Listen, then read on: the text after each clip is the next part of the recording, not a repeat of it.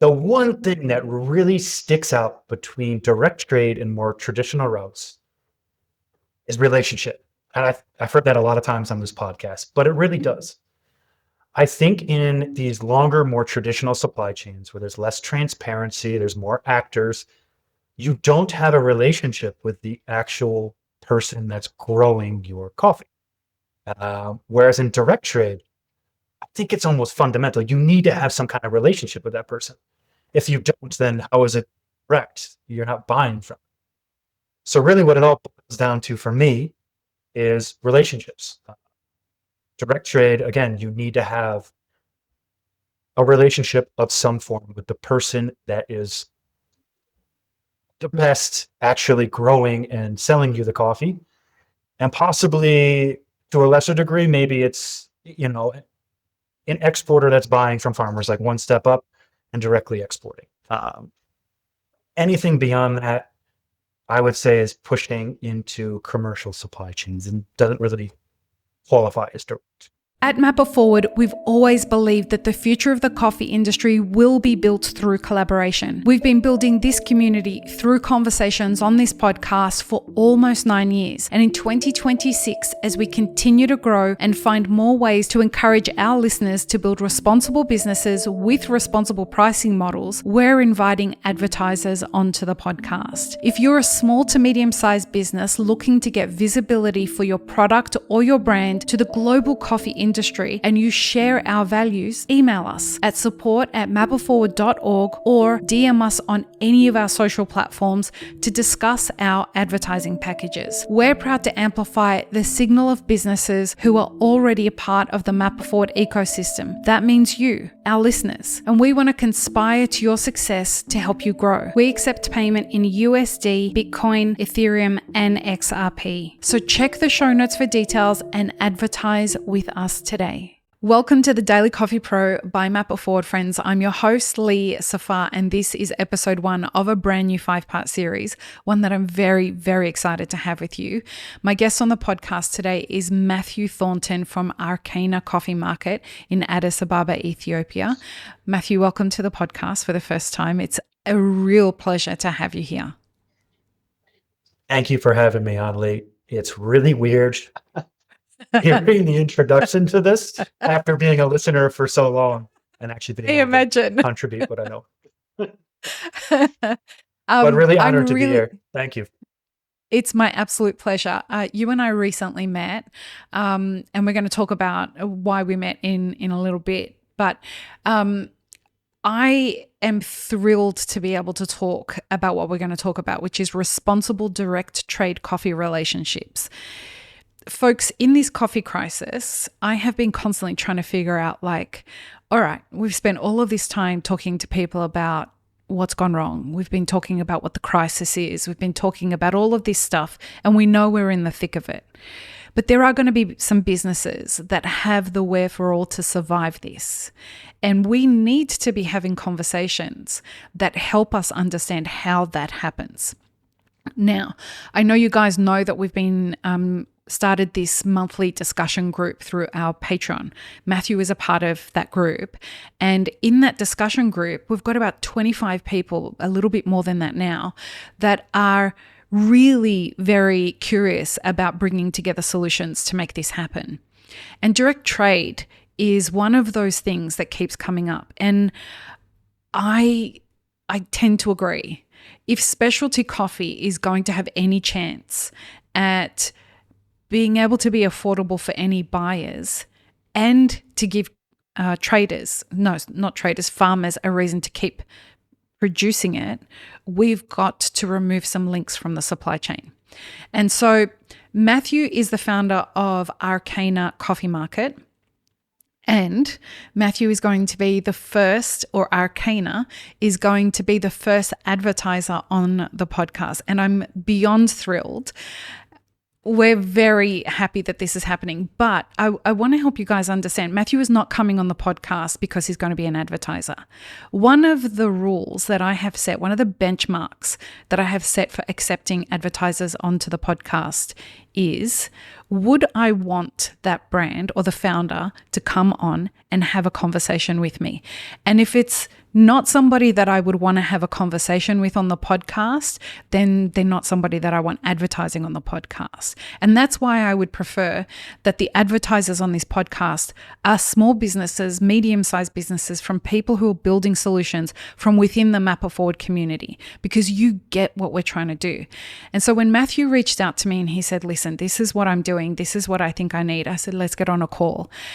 And full transparency, I had been working on a project like what Matthew is doing a couple of years back, and we have been approached by many people over the almost 9 years we've been doing this for people to say, I want to come on your podcast and talk about tech. And I'm like, talk to me about data integrity. How are you collecting that data integrity? And they would be like, we can't really validate that. So here we are having this conversation. It's not going to be about the tech. Listen to the ads that are going to start coming out in a couple of weeks. You'll get to understand all of that. No doubt we will be talking about what Arkena is through this conversation. But the best way you can support this podcast is by supporting the people who are advertising on our podcast. And so I'd like you to be open to hear what Arkena is about. This is not a like 5-episode series advertising Arkena, but this is an opportunity for you to understand the heart and the mind behind the founder and what he's doing. So that being said, Matthew, tell us who you are, what you do and what Arkena is. Okay. So kind of add to what you were saying, I also think we approached you because I'm just garbage at marketing. I really need to get. So you're a coffee person then? Yeah. So it actually came at like the perfect time, hearing some of your advertisements coming out. But my name is Matthew Thornton. I've had a long and interesting journey into coffee. I think it's quite different from a lot of people in consuming countries. I was originally an ecologist and a biologist. I worked for the Park Service, Forest Service, U.S. Air Force Base. I was studying wildlife on the U.S.-Mexico border. And then I was in Belize studying jaguars at the University of Florida. While I was doing this, it kind of brought up the need for putting myself in a community shoes, for lack of a better term. I just saw like disconnect between what conservation needed, or at least what people writing the papers were asking for, which was people can't be here if you want to save this area or save this species. And me looking and working with communities and being like, that's not a feasible solution. So I signed up for Peace Corps. And Peace Corps sent me to Ethiopia. I left Belize. I think I went home for 2 weeks. Shocked my parents at the time. I'm like, I'll be going for 2 years. Like, you just got home. And just what every parent wants to hear. Yeah. I boarded a plane and I came to Ethiopia 13 years ago. I was working in Bale Mountains National Park, which is in central Ethiopia. And if you ever do origin trips, you got to check it out. It's an awesome place, and there's coffee in there. But the first time I came into contact with coffee, I actually traveled to this Arkena forest, which is Ethiopia's second largest intact forest. It's an amazing place. The southern end of the park, there's this coffee zone. There's a lot of elevational forest gradients. So as you're driving south, there's this elevation that's fit for coffee. And it's like someone drew it in perfectly on the map. And I didn't know what coffee was. By this point, I was drinking coffee, but I didn't really know much about it. As long as I had my caffeine, I was good. And I would still say that I'm somewhat like that. I can appreciate a good cup, but it's not necessary for me. But we went down to this little village in the forest, and there was such a vibe there. There was by all accounts, there really shouldn't have been much activity. There was like a few houses, and like it was just so much activity going on. Like, where are these people coming from? What is going on? There's all this excitement, and I'm here trying to like ask questions about lions, these forest lions, and people are like distracted. What do they have? And my buddy, who came down with me, He's like, oh, it's coffee. Like, this is what coffee looks like. Interesting. And I think the clicking moment for me was when I was down there. I went to a store to get a bottle of water, and there was a guy in front of me. And in the opening to the store, there was a sign that said, one kumbaya. Kumbaya is like a little tin cup, equals this many birr, which is the local currency. And there was a basket. And the guy in front of me was pointing out things he wanted in the store. And when he went to pay, he just started scooping up the fresh coffee harvest he just picked from the forest. And he was putting it in the basket on the shop front. I'm like, wow, Wow. that is crazy. There has to So be it a was way a to barter system? yeah. Yeah. Oh, That wow. lady was accepting coffee for goods. And then she had a drying bed out back. She just carried it out back, threw it on the drying bed. How much? Now, when I think back to it, I'm like, I wonder if she calculated out percent rejects in there, water loss, every other thing. But I'm not it sure was a that she clicking cared, moment. bro. No, I don't think so. But that was the clicking point when I saw that. And Yeah, I started wow. my first coffee company in that same village, worked with them to produce coffee. They exported it to me. I imported it to the US. Shout out to Union Place Coffee Roasters in Rochester, New York. They helped me roast it. They even brought me to some of like the, what do you call it? The Saturday markets, the farmers Yeah, markets. the farmers markets. And I was like, yeah, I was pushing coffee there, trying to sell it. Fortunately, the business didn't work out, but I learned a lot, which was good. Yeah. And then I came back to Ethiopia, worked with Sukafina. I won some money to begin this current endeavor, Arkena Coffee Markets. Mhm. And I've consulted with like TechnoServe. I think Paul Stewart was on here recently. Yeah, he was. Shout out to Paul and to Mallory. Shout out to Paul. Yeah, he just posted some of our research we did with them, which was awesome, about stumped versus unstumped coffee in Yirgacheffe. And So I my just want to say, journey I has read been, that article, and I will include a link in the show notes. Guys, everybody should read that, especially if you are on the producing side of things. That was phenomenal research. Thank Sorry you. to interrupt you. A lot of work. No problem. So I feel like, usually from consuming countries, a lot of people cut their teeth like on the cafe side of things. I cut my teeth on the other side. I've been with Yeah. this side the entire time, with farmers, managing washing stations, starting businesses. So yeah, that's my story. And now, And now? oh, go ahead. I was going to say Arkena Coffee Market. Yeah. A little quick intro on that. It's a please. direct trade marketplace. How you may want to define direct trade, that's always open to debate. But it's a place where you can come in, connect directly with smallholder producers in Ethiopia, request samples, and participate in direct trade, international direct trade, with guardrails in place. Some logistics and quality control guardrails to ensure your interests as well as those of the smallholders are maintained. And as I mentioned in the kind of intro of this episode, folks, so many people have approached me about platforms, whether they're apps or, online web-based platforms, blockchain platforms, blah, blah, blah, blah, blah, telling me, oh, we track transparency and we give opportunities for people to do direct trade, etc., etc. I've had a look inside this tech, and the transparency is next level, and it is led by the farmer. The farmer gets to show you what they want, like from their perspective. So, as I said, hundreds of people have approached me, and I've said, no, what's funny? Tell me. Because when you say that, the farmers show their stories. Last year was our first year with the farmer app, and we had farmers like taking photos of like wedding events and stuff and posting it in the marketplace. I'm like, that's awesome. It's your story. You tell what you want. I'm not going to say no, but That's you so really great. do get a different perspective. Well, and so this is, for me, the idea of direct trade, and this is a great place for us to start this conversation about direct trade.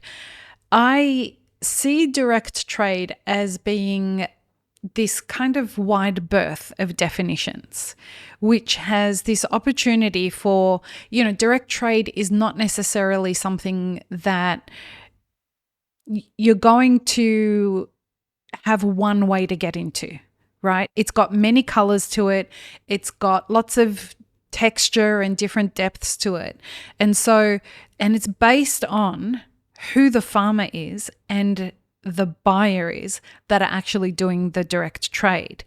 Some farmers want you to know about the weddings that are going on near them, and others just want to be very technical and come, cup the coffee, we do a trade and fuck you very much when that's it. That's the end of the relationship, right? So there's so much color to all of this. At the heart of it, because it is, direct trade is this other word like specialty coffee, right? It's got so many different definitions. But if you were to kind of explain what direct trade is, how would you describe what direct trade is? Think of direct trade. I think it's easy to maybe make a comparison between direct trade and maybe more traditional forms of trade. Sure. Although you could make the argument that direct trade has been around for the last 2-3 decades and it's becoming more of a traditional. I bet you someone will come out with a new term in the near future for direct trade to give them a USP for their business to compete. Yeah, 100%. But really, when I think of direct trade, it's probably easiest to distinguish it from maybe more commercial trade by defining what trade is and what attributes make up that trade. And I would say, if we look at any trade, you have aspect of the product of good. That good has its own attributes. There's quality, quantities, there's price, you have payments, you have logistics worked into there, and you have maybe some kind of shared responsibility moving forward. And when I think of all the different attributes of trade, which one really sets what we call direct trade apart from commercial trade? Now, if we look at finance, I could have the same financing scheme apply to both commercial coffees and direct trade coffees. If I look at quality, I could have direct trade commercial grade coffee. I could also have commercial traded specialty coffee or higher end coffee. So maybe, quality is not a thing. The coffee may not be a thing. You could have direct trade with massive quantities of coffee, or you could have it very small. And the same with commercial. You could probably pull out some kind of smaller lots that you're doing more commercial supply chain routes. The one thing that really sticks out between direct trade and more traditional routes is relationship. And I've heard that a lot of times on this podcast, but it really does. I think in these longer, more traditional supply chains where there's less transparency, there's more actors, you don't have a relationship with the actual person that's growing your coffee. Whereas in direct trade, I think it's almost fundamental. You need to have some kind of relationship with that person. If you don't, then how is it direct? You're not buying from. So really what it all boils down to for me is relationships. Direct trade, again, you need to have a relationship of some form with the person that is the best actually growing and selling you the coffee. And possibly to a lesser degree, maybe it's, an exporter that's buying from farmers, like one step up and directly exporting. Anything beyond that, I would say, is pushing into commercial supply chains and doesn't really qualify as direct. It strikes me that what you're saying there is your direct trade is about building a relationship with the person who's growing your coffee. And you're not just understanding the person or understanding the product, you're understanding all of it.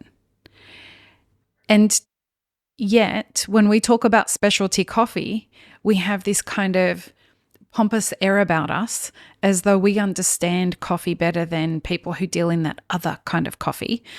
And we don't really understand where the coffee's coming from and who grew it. Well, our customers don't have to know that.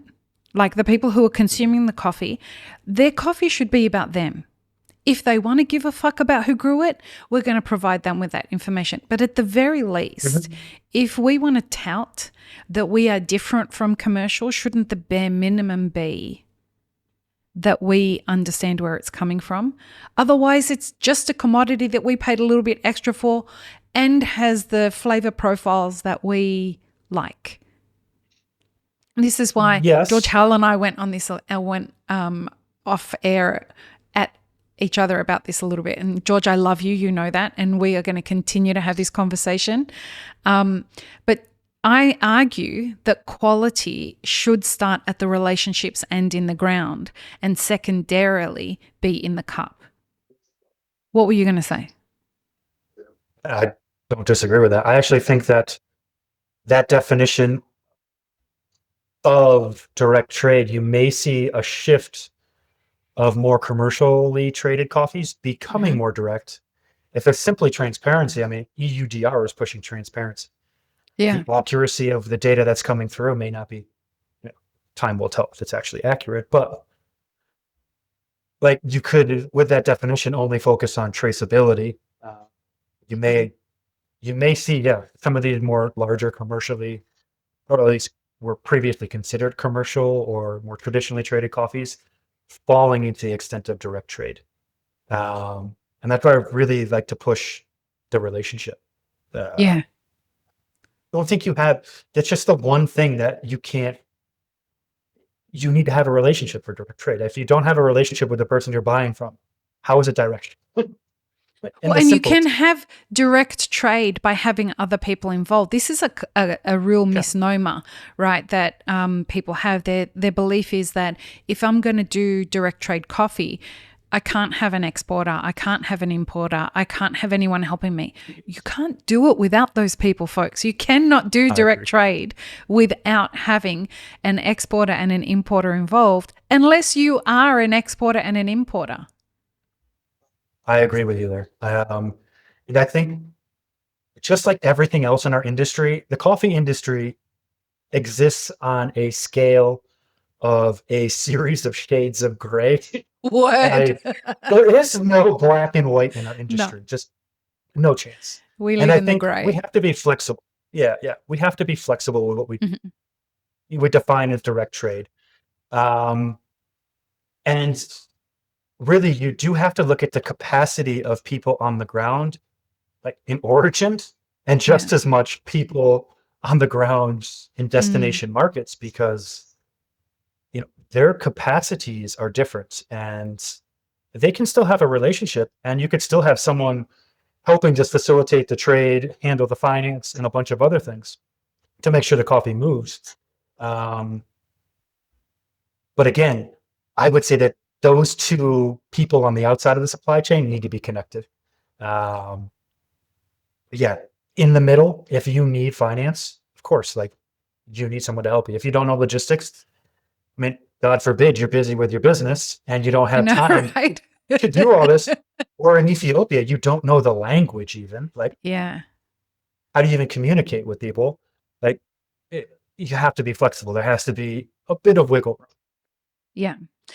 So that leads us perfectly into what we're going to talk about next in the next episode, which is what are the benefits of direct trade and what are the challenges associated with achieving them. So join us for the next episode, folks. Peace, love, and peanut butter. Have an amazing rest of your day. This episode is part of a 5-part series produced by Mapper Forward. Check the full playlist and guest details in the show notes, as well as how you can support our work in the coffee industry. Become a premium YouTube subscriber, explore our Patreon and any brands we've partnered with to bring you this podcast. Please don't forget to like, share, and subscribe. It really does help us grow our audience.